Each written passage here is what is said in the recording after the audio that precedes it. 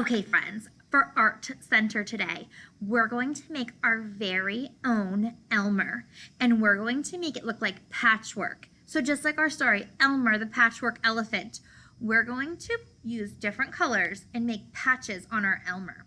Now, I'm going to use sponges to make my patches. I want you to think in your brain, if you do not have sponges, what are some other things you might have around your house that you can use?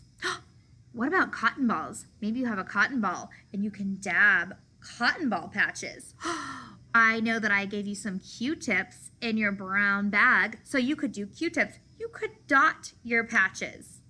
Or what if you don't have paint? What are some other things we could use? You could do crayon squares. You could draw your patches. Or you could use markers and you could marker draw your patches. So again, friends, for today, I'm going to use sponges. So I'm going to get a little paint. And I'm going to make my patches. I'm going to make my red patches first.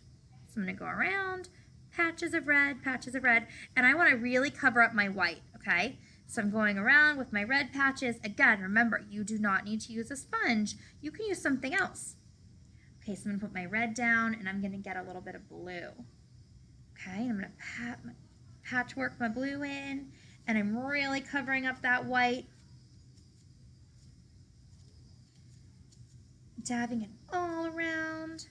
Okay, I'm going to switch again, and I'm going to get my yellow and do my yellow patches.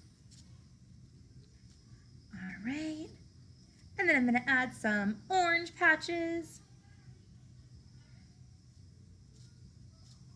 Okay, friends, now I do still have some white showing, but if you wanted to add even more, what you can do is let it dry and then go back and add even more patches. So look at my Elmer, my patchwork Elmer. Now, yours will look different from mine, and that's what's going to make them all unique and beautiful, right? They should all look different. You don't have to do the same colors as me. All right, friends, have fun making your art center.